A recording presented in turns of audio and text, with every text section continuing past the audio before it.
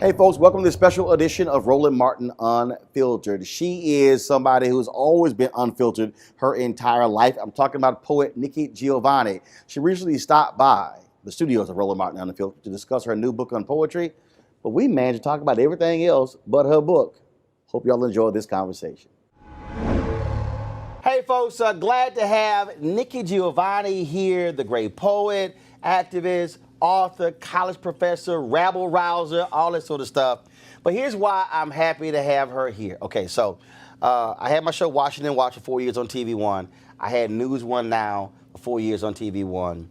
And the problem is I couldn't cuss. So I could say damn, hell, ass. I couldn't say that.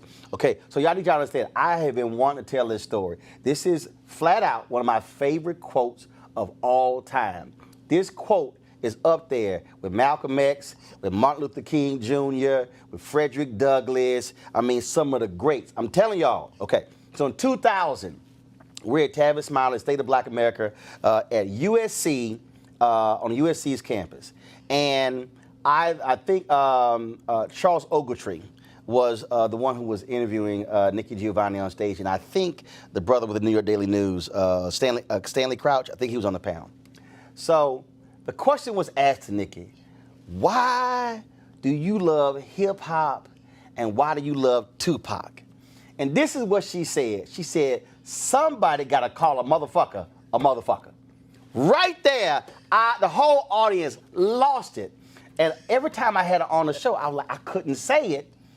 I had to dance around it. But that is a top 5 all-time quote. I'm embarrassed. I'm an old lady. I'm sorry, but that was hilarious and truthful. Well, it was truthful. It was truthful, and there's no question about that, Roland. I mean, well, you have to sometimes. We've been talking football, you know, and I teach at Virginia Tech, and can I read a poem? Yeah. Because I have a wonderful. Shocking. No, she's going to refer to a poem. This is a nice poem. I have a kid that I taught, Kevin Jones, who is in our Hall of Fame. Running back. Yeah. Yep. And Kevin came to me and he said, Nick, I need some help in writing a poem. And we talked back and forth, and I came up with this. So the I is Kevin. Some people plant seeds for corn and tomatoes and okra, which grow. Some people clean land, and at evening you can see deer eating flowers or just standing. Mother deer watching her babies. Some people live in crowded cities, and they put out window boxes with herbs, enchanting folks who write by. I play football. I have watched men grow too long for too much, for too little, then come home to smile at their wives and children. I have watched every Sunday school children offer a psalm, preachers offer hope, a choir offers a voice and join the community in prayer to a merciful God. That life will be better. I play football. I listen to my parents tell me to go forward. I listen to my teachers tell me I can. I listen to the wind whistling in my ear and sometimes the rain falling on my back, and I understood that the true heroes of our nation, I am doing my part to be a part of this community, this school, this team. I am humbled to be considered for this Hall of Fame when I know the true heroes are the men and women who go forth every day. I play football. I hope I have done my part. And I think we forget that everybody does what they do. Mm-hmm. And aside from the fact that I love Kevin, I love the fact that those young men on that football team, they hurt. They don't get any money. They're not making $300,000. No. They're not making commercials. And I know people say they're getting an education, but only sometimes. So we could do better. Well, the thing that's interesting to me, like even as you were reading that, because the thing about poetry, first of all, poetry is personal. It's deeply personal. I was at Black Book Images in Dallas when they were still open. Yeah, I remember that. And I had somebody who came in and they said, I got a book of poetry and I want to sell it. And I said, well, the question is, are people gonna buy it? And so Emma Rogers, who owned it, I said, Emma, how much poetry do you sell? And she went, you see the top of that bookshelf? She went, start right there and go all the way over there. She says, those are all poetry books that haven't been sold. And I said, so I always want to ask you this. When you hear that, why do you think people don't gravitate to poetry to purchase? I think people, first and foremost, that's not true. I've had 3 bestsellers for whatever things like that mean. But I think that we, the poets, have to come out and tell the truth, which means you're going to be offending people. I've been watching my mailbox lately because Right. I'm not fond of the president. I think he's crazy, and I think he should be impeached if not arrested. And so, now I look at my mailbox. I have to make sure that nothing's in there. Because, and this disturbed me. Just let me say this one thing. These are the same people who put a bomb in a church and murdered 4 little girls. And they want to tell me they're Christians. And the book that they say that they believe in is a poetry book, especially New Testament. And I'm in love with John, the beloved disciple. I know that John was smoking weed. If you read Revolutions, you know he was smoking weed. Me, myself, I like Song of Solomon. Well, that's beautiful. Let me tell you something. If y'all want to read some sexual stuff, read one of them Songs of Solomon's. I was like, dang, Solomon, you were laying it down. But look what Toni Morrison did with it. So you're going to take these wonderful lines, words, images, metaphors, and you're going to find a way to use them. So I don't think you write a book because you want it to be a bestseller. I think you write a book because you want to tell the truth. Right. Well, now here's what's interesting though. So while you were reading that, ask somebody who speaks all across the country, and ask somebody who tells stories when speaking. Actually, as I heard that, and when I went to page 106 and read it, I said, "It's not a poem. This is a little speech." I mean, literally, literally what he. As I read it, I'm going, wait a minute. He could walk to the podium, and to accept an honor. That was a speech. I hope so. So it calls you to look at it differently, as opposed to, oh my God, that's a poem. No. That was basically a speech. It's a poem. He's married to a wonderful young lady, Robin, and they have a couple of really wonderful kids. But I wanted to say something, not only to Kevin, but to all of those young men and women. And women's basketball is just incredible. That's a whole nother. If I were president, which I'm thinking of running, if I were president, if I were president, I would have a secretary of sport, because we know that for the men, in all fairness, Roland, for the men we need to, one, extend the court because they're too tall, and we need to raise the basket. The only thing that's working right now are the women, because they're the ones who have to think. The guys Right. just have to throw it down and drop it in. Yeah. And so I think that we need to think about. It is brilliant watching when one of the best games ever was when Connecticut played Tennessee. Oh. They were balling. Yeah. And then I went to when Texas A&M, my alma mater, beat Notre Dame in the national championship. I went to Indianapolis for the game. See? And it went down to, and that was one of the most exciting games, period.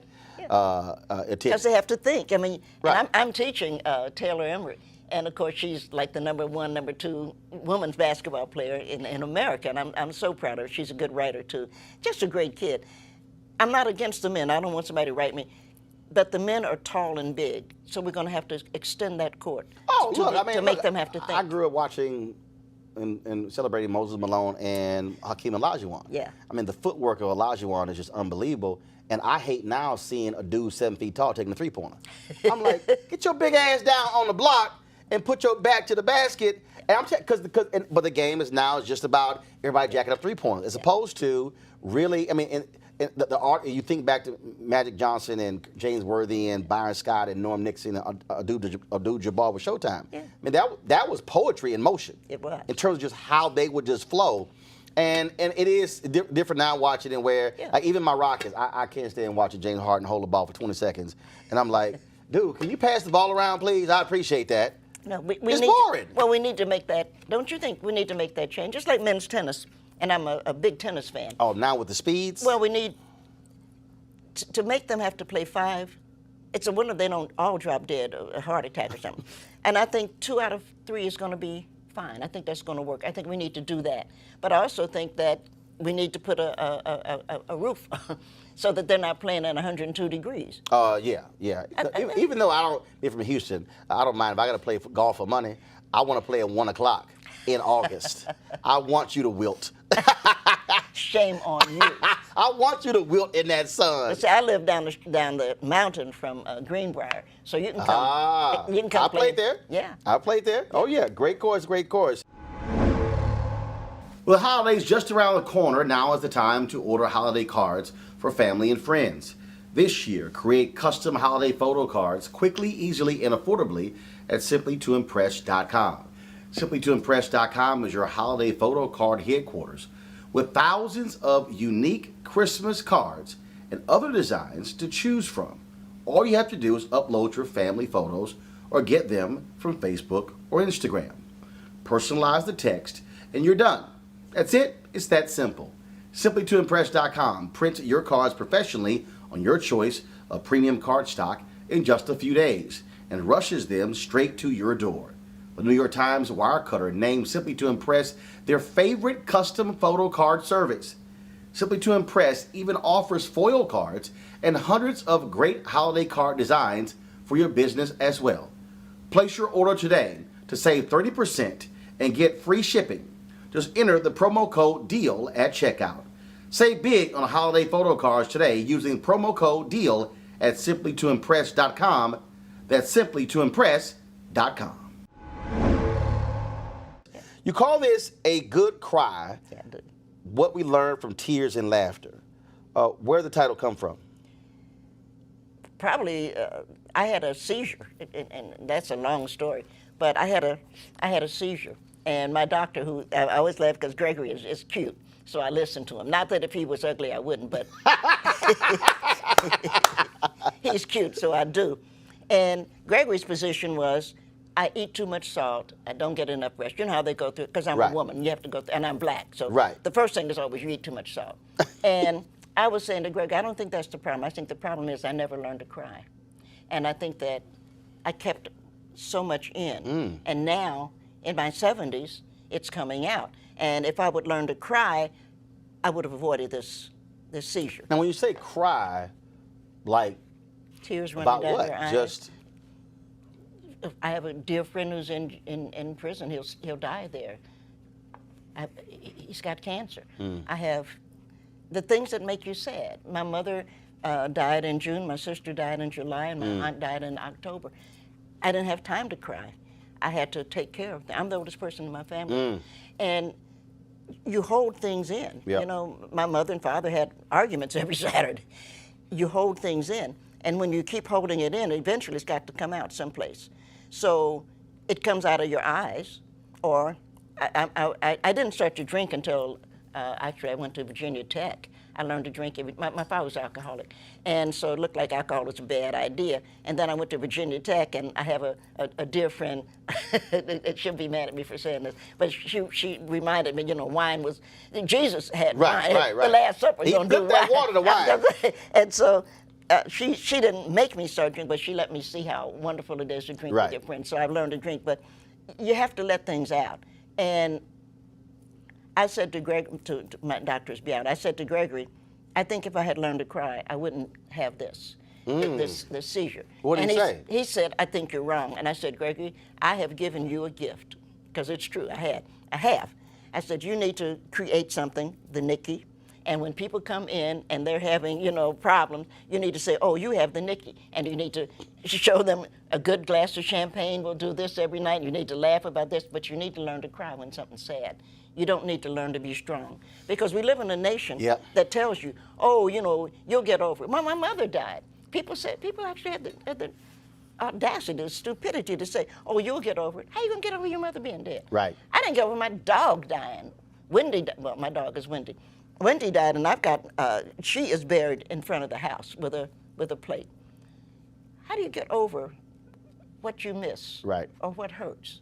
You don't. You have to let it out, and that's why you have friends. And your friends shouldn't tell you, be strong, be brave, you can do it. Right. Your friends should say, oh, girl, go on and cry about it. I'm right here. That's what a friend is for. So we were at Aretha Franklin's funeral.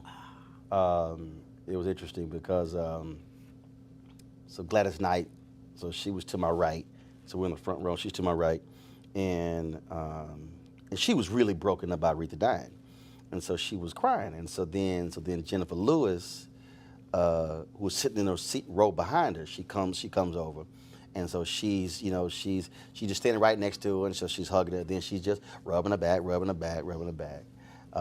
And so then I walked over, and I was to hand Jennifer something, a fan or something. She says, no. She said, Roland, you got to do the old way. You got to go ahead and fan them yourself. But it was just one of those things where, again, versus just letting her sit there alone, she didn't say anything. It was just there just to rub her back. Yeah. Just rub her back. Well, Aretha is my soror. She's a Delta, Mm-hmm. and the Omega's ceremony was just beautiful. My wife was there. And she's when a Delta. yeah, she was of there. course. I mean, she flew in crazy for as you are, and she had. I knew you had to marry a Delta, and of now, course. hold up. She wasn't a Delta when we got married. She married an Alpha. But she got rid of him, didn't she? No, I'm the Alpha. You're Alpha. And then she joined Delta later. Okay. So she married an Alpha. Well. See, I always mess with the Deltas on that one. I had the pleasure of knowing Rosa Parks. Mm-hmm. And I would talk to Miss Parks. Miss Parks was a tea drinker. I would talk to Miss Parks. We just, like we're doing. And I said to her one day, I said, Miss Parks, when I think about your life, it's amazing to me that you only made one mistake. And you know Rose, so you know how her face kind of fell. She said, well, what was that, baby? I said, you went AKA. See, that's why I tell Reverend Jackson every time, because he's an Omega, he always throws his little hooks up. I was like, don't start that. Don't start that. I said, you knew Dr. King was an Alpha. Don't start that. I was going to say. We should be ashamed of ourselves. No, we shouldn't. That's the truth. That's a good one. That's a good one. Yeah, but the whole thing, though, is interesting. As you were talking, I thought about when, so my grandfather died in '85, and then my maternal grandfather, and my maternal grandmother died about 6 years ago. And I thought about it. I'm trying to see. It was interesting because I was doing Reverend Sharpton's Measuring the Movement, and I got the word that she'd passed, and I went back to the makeup chair. I'm trying to think, between that and even the funeral, I didn't cry, and maybe because, first of all, my grandmother died at 91. She had been sick for some time in a hospice. And I think for me, I spent so much time around them growing up. So for me, it was frankly a celebration of a life. Mm-hmm. And so it wasn't, now what is interesting, because as you're talking about crying, it's the weirdest thing. Like, I can be watching a movie, or I can be watching a sports moment, and it's this huge moment, and all of a sudden I realize, tears are coming down because it's a moment of joy. Like, I ain't even involved in it. And so it's interesting. So I think about that in terms of just another way of tears versus just one that's a sadness. And it's weird. Let me ask myself, like, why was I crying on that? And it's just, you know what? Seeing somebody being happy or being happy for them. Yeah, I don't. For me, I've learned, because it's been a while. For a year, I couldn't drive because my doctors were afraid, that I'd have another seizure or something. But for me, I learned that, and for me, it has been sadness, because now when I'm happy, as you can see, I'm sitting here, I laugh. But things that make me sad, I don't try to make it all right. Right, it is what it is. It's sad, damn it, and I'm going to sit there and cry. And any fool that'll tell me don't cry, it'll be all right, I'm going to get rid of them. Yeah, my wife, of course, ordained minister, but also a certified grief counselor, and walks folks through that. And look, both my parents, 71, still living, active, and all this sort of stuff along those lines. But yeah, when I've had fraternity brothers who've lost their dads recently, and I reached out to them, and I'm like, I said, I understand that relationship, especially black men who've had fathers who were still in their lives who passed away. I mean, it's a whole different sort of connection. Yeah. And men, of course, are worse than anybody, because men are like, I gotta be, and men need to learn to cry, because what you end up doing is you don't cry, but you kick your dog. Right. See, for me, I don't have a dog, so I'm glad you don't. But no, absolutely. You're upset. They keep their dog, beat. They take it out on something else, as opposed to, no, let that thing out. That's all I'm saying. Yeah. But Steve Perry and I had this conversation, and in fact, we had him on the show, and we see this especially with young brothers. So like now, when I take pictures with young black men, I'll tell them, if you're not smiling, we can take a picture. And I would say, we're not taking a jail photo. Because what has happened is we've created this generation of young black men. We say, yo, man, no, you got to be hard. You got to be a man. Yeah. He ate. Right. And literally, mothers would say, take a picture of my son. And I said, dude, we will stand here until you smile. And then people go, why are you making them smile? I said, because I'm not taking a damn jail photo. Right. It's a photo, bruh. Just smile. And I'm seriously, we'll be there, it'll be a standoff. And I'm like, ain't gonna be no picture. Because I just don't understand this notion of we gotta raise young boys to grow up hard. Yeah, well, I got another one that'll make everybody upset, but I don't understand why men measure the size of their penis. Because there isn't a woman on earth that fell in love with the size of a man's penis. We fall in love with the size of a man's heart, and sometimes his mind. But we don't fall in love with the size of his penis. And we've got the President of the United States, fool that he is running around talking about the size of his penis. That doesn't make sense. And that's interesting, because there's a woman who's, Shanae Hall, is a radio personality out of Atlanta, and she posted this statement on Instagram. Somebody asked her a question, and she said, I need all these attributes in a man, and he has to be 6.5 inches. And these people start commenting all on, and I was kind of like, I said, baby, it's a whole bunch of brothers, I said, who the right one for you. I said, and you don't, I said, you running around passing them up. I was just jacking with it. She's like, well, I was just being honest. I said, okay. See, that's stupid. That's stupid. And we've got boys growing up thinking that they are people because of the size, for lack of a better word, of their dicks. But the men who then, okay, a woman has to have these physical attributes, these attributes, as opposed to, I mean, the reality is, when we do see people, and I tell people all the time, people like, Roland, looks don't matter. I said, first of all, you're lying. I said, because the bottom line is, if we in a crowd and I spot you across, there's something I'm looking at that caught my attention. Right. Okay, I'm like, y'all can talk about, no, but it's what's on the inside. I'm like, I don't see the inside across the damn room. But you feel something. And when you're, right. Roland, I have on a pair of earrings. My parents were poor, and my mother worked, we were poor. These are diamonds. And Mommy knew that I liked diamonds. For my 40th birthday, she gave me this. Diamonds are just rocks. And we pass rocks, we're here in D.C. We pass rocks all the time, but there is something about a rock. You out in the desert, you're in, wherever you are, in South Africa, you've been all over the world, and you'll see something, and you'll pick it up. And you're not responding to how it looks. You're responding to how it feels. And you'll find yourself taking it, and you might bring it home. You might not, I mean, Right. But there's something that you respond to Now- that is not just. Now let me be clear. I ain't like my wife when I met her. I ain't like her. Okay? I thought she was a mean ass preacher. I did not like her. And I told this story to Bishop Jakes on TVN. Oh. Yes, on Christian television. Did not like her. Like, okay. Plus, she had a whole bunch of gray hair at 34. I'm like, whatever. But this is exactly what this is. Just Nikki, this is true God's honest story about your sorrow. So we at church, and we were not in the church. We were not in the sanctuary. I need to qualify this. We were in a foyer. I'm talking about frat brother Carrie, and so she was down on the other end of the foyer. We had a singles party that weekend, and Carrie was talking, and I went, "Damn, Carrie, Jackie got an ass on her. What?"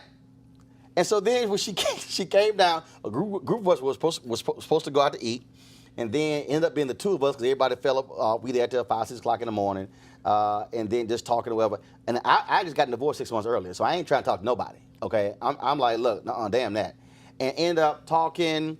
Go out a couple of days later, and been together ever since. And I told her, I said, see, I personally think what you were saying, God was trying to send me all these other signals, and I wasn't trying to feel that. But he said, just show him the butt, he'll figure everything else out later. So I told her, you wore the right pair of black pants on the right day. I said, that's what got my attention. I told that story to Bishop Jakes, and he hollered. I got emails from all over the world. I said, well, did you actually just go on Christian TV and said your wife's butt? I was like, look, I ain't gonna lie. I said, I'm telling you, that's a true story. I said, and she's still here. And I tell her, right pair of black pants on the right day. There's power in the black woman's booty. I'm just saying. There might be, but there's something more. Oh, yes, of course it is. Of course it is. Yeah. But them right pair of black pants. Well, black pants matter, but you see what you love. You know, I've had a theory, and I'm going to retire in a couple of years, and so I'm going to have some time to work on that. My basic theory is that there is nobody white in America. The only people who could possibly be white are, in fact, immigrants. Okay. Because American white people, especially the rich ones, they had babies. The wives had babies, but they didn't want their wives to be messed up. They didn't want somebody else fooling around with those tits. And so they would send the babies down to the slave quarter, and they would, the slave mother would feed the children. You are what you eat. So the richer you are and have been, the more likely it is that you are in fact black. Got black DNA. Absolutely. Just don't quit. But of course, it's just do it. Just do it. I mean, Both that's of us just Colin. don't quit. I love Colin. I mean, I thought, what a great kid. What a great kid. You know, I grew up with, well, not grew up with, but my generation, Muhammad Ali. And he was a great man, just a great man. And the Tommy Smith, yeah, John Carlos, just great. And just celebrated the 50th anniversary of that. Yeah, yeah.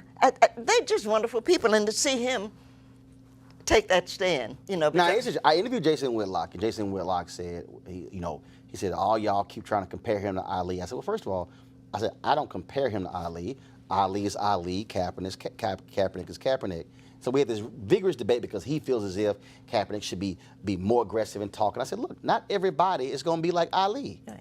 Not everybody is going to be as talkative as he was. I said, everybody does their thing in their own way. That's quite true. But he's talking all over the world. Right. Because when I saw that, I went out. And, of course, I have a lot of credit, so I don't have to worry about that to my credit card. I went out and I bought T-shirts, I bought sweatshirts, I bought tennis shoes. I did the whole thing. And my class was laughing at me. You know, I teach a class every day, Tuesday and Thursday. And my class laughed. I said, no, he doesn't need me. He doesn't need us. I'm 75. Colin doesn't need a 75-year-old woman. But I thought if he could take that stand, because he lost a lot. Yeah. If money would be important. But then, you know, what did James Brown teach us? Money don't change you, but time is taking you on. Get it, get down with it. I love James Brown for that. I do. We have to appreciate what the young man did. And he's speaking. Ali did what he did, and I loved Ali. We traveled together, you know, and read poetry together. Really?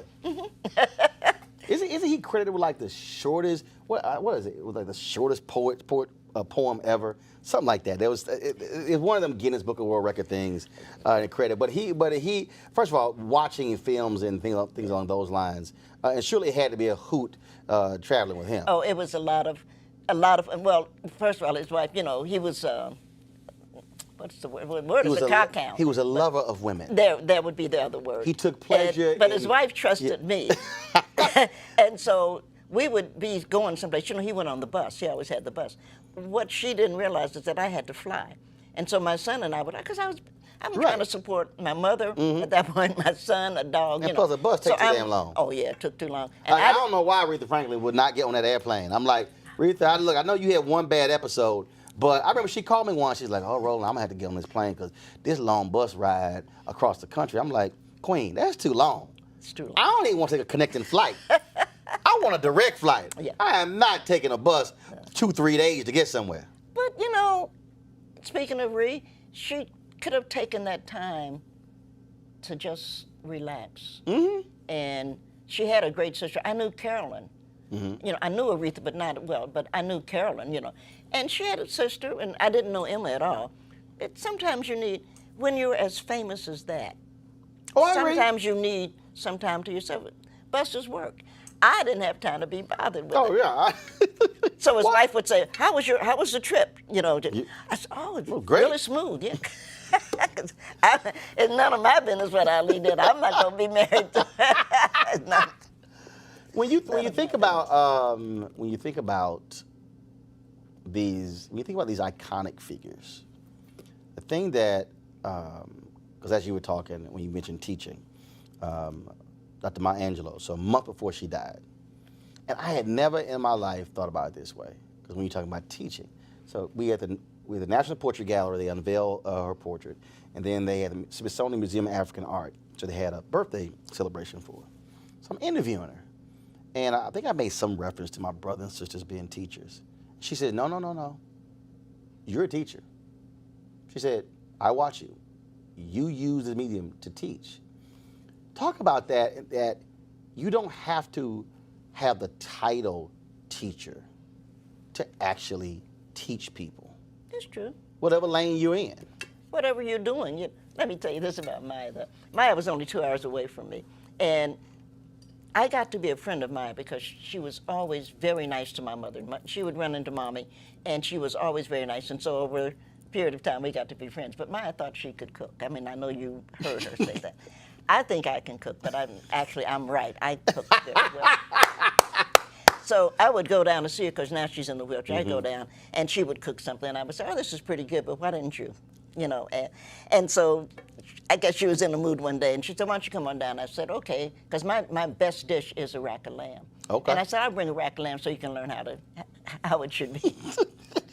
But she couldn't be. She had a real kitchen. I mean, you know, a gas stove and stuff. So she had to be here because she couldn't be close to the gas there because she had Oxygen tank, yeah.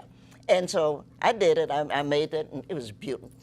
I'm a good. You like, look, I got it. It was beautiful. And we sat down at the table. You know, she always set a really pretty table. And so cut it, and she ate it. And she's looking at it, because she's trying to figure out what to say. She said, "It could use a little salt." So she's like, "I'm going to find something to say." I said, she's like, "I'm going to knock you down on one pit." Girl, you should be ashamed of yourself. You know, this is a perfect rack of lamb. See, that's like when Obama went down to Louisiana, New Orleans, and Leah Chase, and she served her gumbo, and Obama reaches for the hot sauce. And she said, "Look, don't nobody put hot sauce on Miss Chase's gumbo." And that thing went all around the neighborhood and then the city. I mean, it went everywhere. People were like, "Hold up, did he, like, grabbed it before he even tasted it?" She snapped on him. She's like, "I don't care, you the president. You don't put no hot sauce. You don't put no hot sauce on, not on Leah Chase gumbo. No. And you ain't take." Miss Chase was wonderful. I cracked it when she told me that story. I had the pleasure of knowing Miss Chase. You know, Leah was the husband, and he was over in Paris. Dookie. I had the pleasure of knowing her, and I had the extreme pleasure of being a good friend of Edna Lewis, who was on a stamp. You know, they finally put Edna on a stamp, which they should have. She should have her own stamp. They put Edna Lewis and Julia Child and James Beard and somebody else. They put them all on a stamp. But talking to the, you know, you don't do that. You don't put any salt on it. Either eat it, well, as my grandmother would say, every time I put something on the table, you have two choices. Eat it, don't eat it. Eat it or leave it. Because you didn't touch it. I mean, that's what, you know, I don't care what you thought about it. You didn't add, no, he good. He learned a lesson. Oh, no, he learned. Yeah. Because she checked him. Oh, yeah. She's like, I don't care, you the president of the United States. She's like, you don't put no hot sauce on Miss Chase gumbo. That's right. Right, so no, he learned that lesson. Right, he felt that lesson. He felt that one. Yeah. When you think about all the things that you've done, is there something that you still wish, dang, you know what, I want to do that? Well, I have the pleasure, and I tease my son. I only had one child. I have a son, and my son had a daughter. And so I tease him all the time. I said, well, you know, no matter what you've been doing in your life, he's a lawyer. I said, but no matter what, you did one really good thing, no matter how you look at it. I said, you had the sense to have a daughter. And it's like, oh, God. But I'm into, right now, global warming, actually. Okay. And it's just a part of, I'm into space and stuff. The Arctic Circle has a worm. And I'm always doing this, but actually you can't see it. It's a teeny tiny worm. And the worm has committed or given a community. The worm lives under like 45, it used to be 45-degree frozen. So it should not have been able to create a community. Right. But now that it is warm, it's coming down. Wow. So we know that the biggest predator on Earth is us. Human beings are the worst predators. We know that the second biggest predator is the sea urchin. And everybody's upset about the sea urchin, which tastes delicious, by the way. I don't know if you like sea urchin. Never had it. Delicious. Okay. Just cut the head off, and then you have to put to drain everything in it out, and you take tweezers and pull the That inside sounds out. like a lot of work. But see, That's a lot of work. don't laugh and don't correct me, okay? I taught my granddaughter how to fix chitlins. See, I don't want to hear it, Roland. Let me tell you something. Oh my God. Go ahead, go on, finish the story. We have a history, and if I don't teach Kai how to make chitlins, who's going to teach her? No, it's just pork. No, I'm smelling this because you understand. I went to my grandmother's house. Oh my God. I hit that door, and them chitlins hit me, and it almost sent me into a coma. I ran out that door and stood at the edge of her yard. And my daddy came up, because I went to the house early. He's like, what you doing? I said, yeah, man. Say, dog, I can't go in there. The funk of them chitlins hit me. I said, Dad, I can't do it. I said, so, because my grandmother had a catering business. And so I worked with this since I was 7 years old. And we had to prepare for some wedding. I was like, say, man, I can't go in that house. I said, the funk of them chitlins, I can't do it. Turn them inside out and clean them. But now, of course, they can be frozen. So you're not having any smell. But do you know, you really aren't, do you know where most of the chitlins are coming from now? Where? Denmark. Why? I don't know. But if you go to Kroger, do you have a Kroger here in Washington? Yeah, we got Kroger. If you go to Kroger, you'll see a package frozen, 5-pound, Denmark. I think it's the most interesting thing. I'm going to go talk to them Denmarkians. It's delicious. Because now they're really clean. All you have to do is you have to check them. But no, they're clean. And beer. God created beer for only one reason. What? To cook with it. Nobody in their right mind. I was sitting there looking at that fool on the Supreme Court now, talking about he drank a beer. No, you didn't drink a beer because beer won't. Well, nobody drinks beer that much that you can't remember anything. But beer was made to cook with. Really? Oh, yeah. You get with your chitlins beer, you get your garlic. Come on now. Some cilantro. Oh, cook it low all day long. No, I can't. Oh, my God. Roland. Between chitlins and pig's feet and You know who makes the best pig feet? Aside from somebody like me. Ooh, this conversation is killing me. Oh, no, the Japanese? Oh, they do a wonderful, because you boil them until and then you split them. And then you put, your red sauce, put them in the oven. It's kind of like a barbecue. Oh, And they're so hard. I live in Appalachia. One of the most difficult things to find is pig feet. Praise the Lord. Roland, they're being shipped out. Right, but they in that slimy jar and No, looking at them. no, not pickled pig feet, real pig feet. Well, what's the difference between the pig feet in the jar? It's pig's feet. You boil them. First of all, you have to clean everything, but you boil them low, right? A little beer, your garlic, just boil them. And then when they're done, because that's an all-day. You eat hog head cheese? I hate to answer you. You won't kiss me. Oh my God! My grandmother and grandfather loved hog head cheese. Yeah. We had to stop right there. I said, "Hold up, we ain't gonna get to the cheese part. I'm gonna stop at the hog head part." I'm telling you. Well, okay, you gotta understand. My grandparents, born and raised in Louisiana, Opelousas, Louisiana. Okay. And they moved to Houston. And so growing up, I still had relatives who lived in Crosby, Barrett Station, Baytown, which when we had the great Creole migration from Louisiana to California, they stopped all along the way. So I got relatives in all those towns. And so one time we went out and they went and got the hog, and it was in the back of the car. Then they had to kill it. Yeah. Okay, all right. So they shoot it. Okay, hit it with the gun a couple times, BB gun or whatever the heck, and then they threw it on the table, then slicing it up. Yeah. So went through the whole deal, making a crackling, and then split that whole deal apart. And I was kind of like, I don't really need to see this process. I'm good. I'd stop by Kroger, and I'd pick up the sausage that way. I wasn't really trying to see the whole process. Slicing that bad boy, and it was a whole. But it was. So, but that was my grandparents. That's why I grew up, and so I'm. That's how we survived. Oh, I feel you. But not just that, we slaves. There must be a better term. But we slaves were the ones who changed American cuisine. Yeah, that's true. Yeah.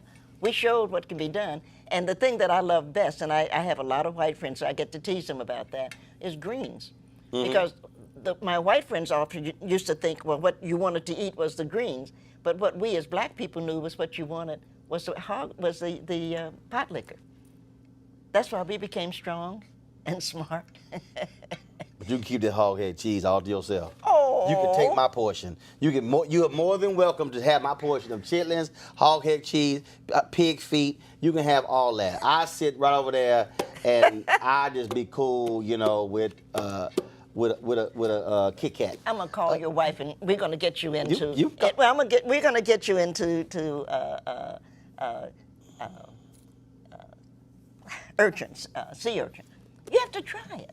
First of all, what you just described is way too much work. I'm not trying to sit there. Tweezers? Well, yeah, you have to pull the insides out. No, hold up. That's the chef's job. Just bring me the finished Well, product. you rich? Bring me the finished. Look, my brother is an executive chef. What? He can do all that. Ask him. I ain't doing. That's too much. Look, I don't like dealing with crawfish. Oh, I ain't doing all that. How can you not like? You from Louisiana? No, I eat crawfish, but I'm not sitting there all that damn time getting a little piece of meat out of that. Look, give me the finished crawfish, okay? I'm not going with them shells and everything. I can't do it. It's too much. Nigga, it's too much work.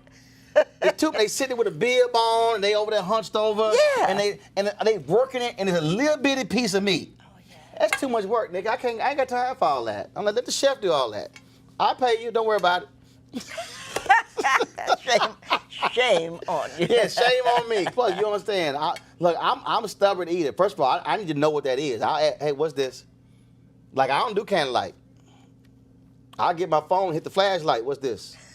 I want to make sure something not crawl up on that plate with that candlelight. No, I want to see what's crawling up. I want to see what's on it. You don't understand. Hey, Henry, my production guy, he got a whole list of stuff I don't eat. Like, I can't stand cold food. Damn it, you better heat that food up. You wouldn't want raw oysters then, would you? Oh, no, I'm good. Good. I stick with catfish. You're missing half the... I stick with catfish, scallops, shrimp. I'm straight. But you know what's making a big comeback? What? Which I can't eat? Rabbit. No, I pass. Rabbit is making. But I remember cooking. I was babysitting. I live next door to Morgan Freeman. I was babysitting for his daughter and my, and so I went down to the market and I had gotten this rabbit and I made rabbit stew. I thought it was really good.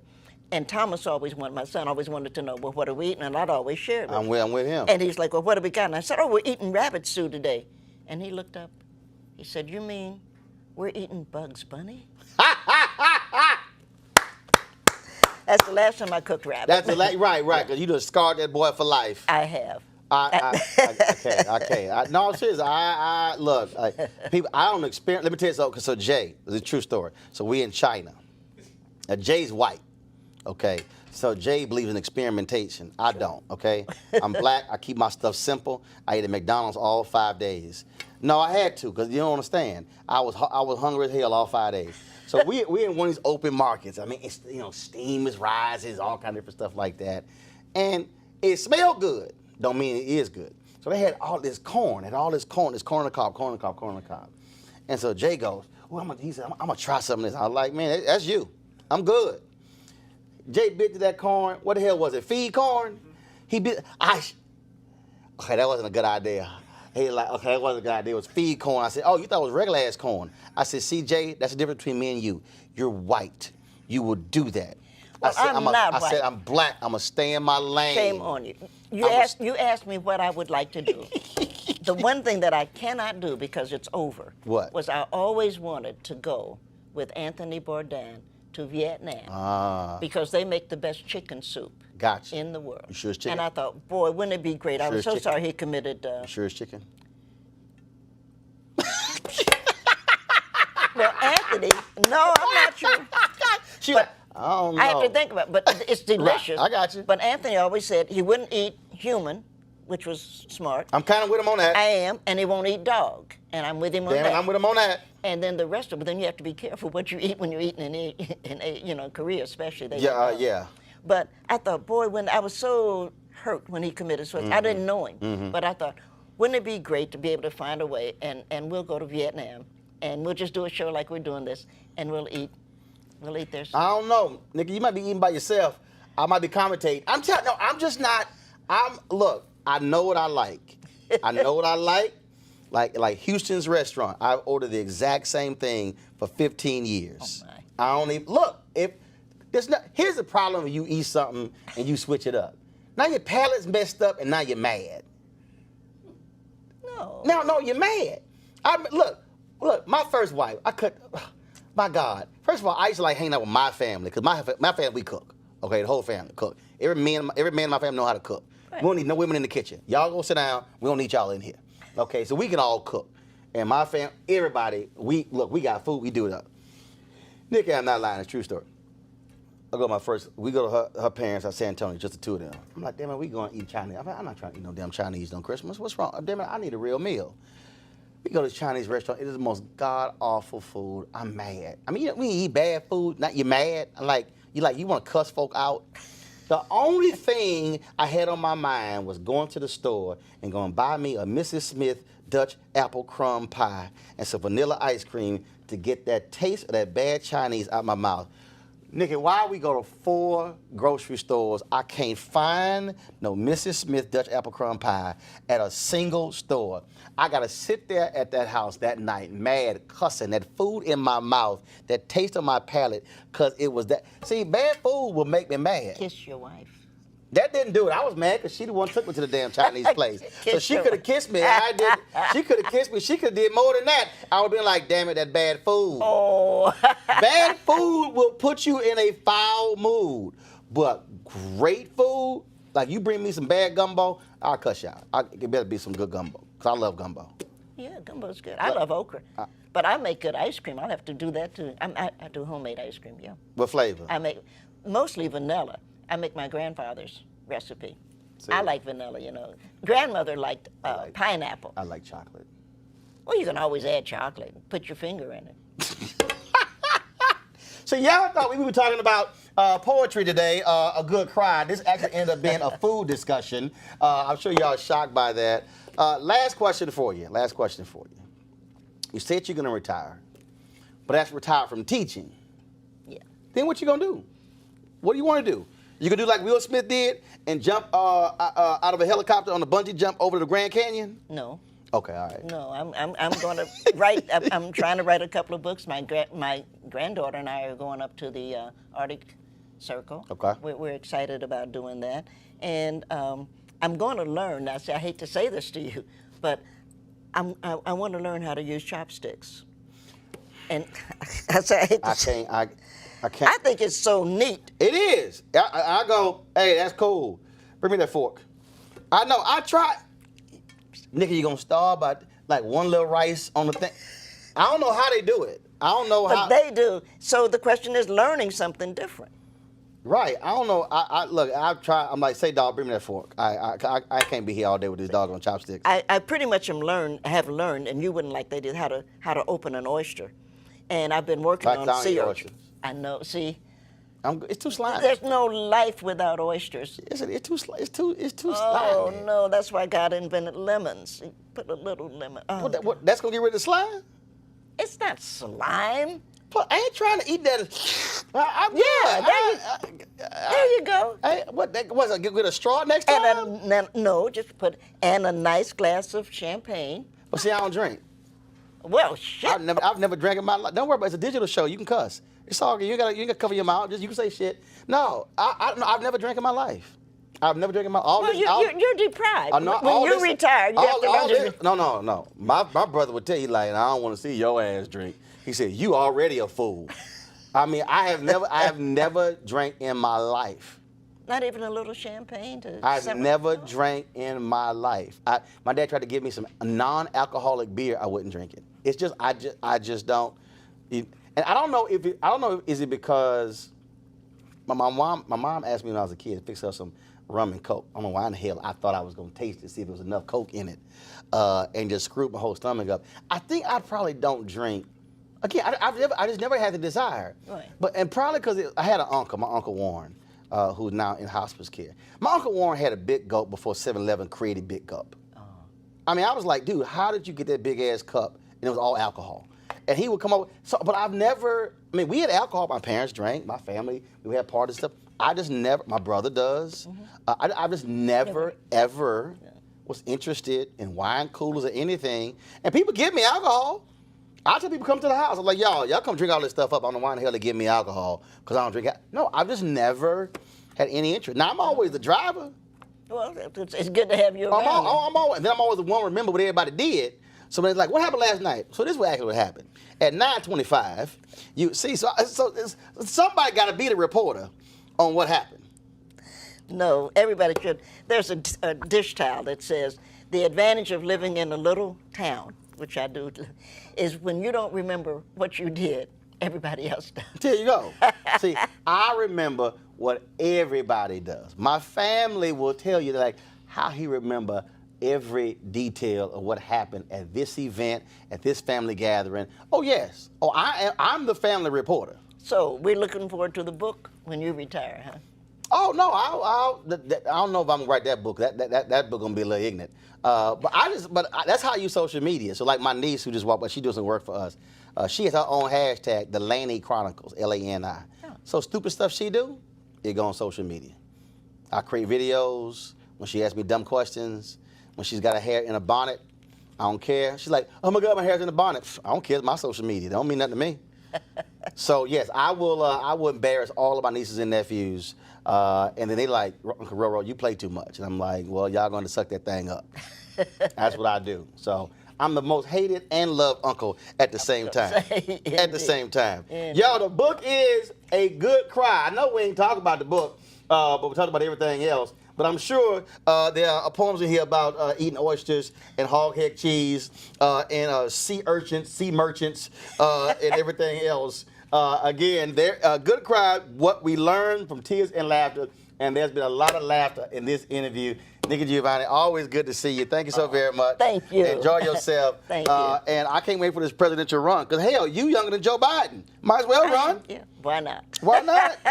Why not? Well, Oprah might, and that'll be good. I could work for Oprah. Huh? Oh, no, she ain't running. She ain't running. She not going to run. No, she's not going to run. She's rich. She ain't going to run. She ain't going to run. Just like Michelle Obama ain't going to never run. I can tell these people. Oh, Michelle shouldn't, because we know what happens when your husband used to be president. No. Oprah not going to do it. Oprah not going to do it. Well, if she does, I'm going to be out there. Vote for Oprah. No, can y'all imagine a presidential campaign with Nikki Giovanni on the campaign? Can y'all imagine the debate between Nikki Giovanni and Donald Trump? So, Miss Giovanni, your thoughts on President Trump's his policies. Don't even. And then she goes. See, I can speak English. So I'm gonna tell you. And he doesn't. I'm gonna tell y'all right now. This is straight up. I guarantee you, this is exactly what would happen in a debate between Nikki Giovanni and Donald Trump. You'd be sitting there waiting at home for her to answer. She'd be like, "This motherfucker." That would happen. I'm telling you right now. Jennifer Lewis and Sam Jackson would jump up shouting. They probably one of your VP choices. There you go. Oh, Lord. I appreciate it. Thanks so much. Oh, thank you, sweetheart. It's been fun. It's been fun.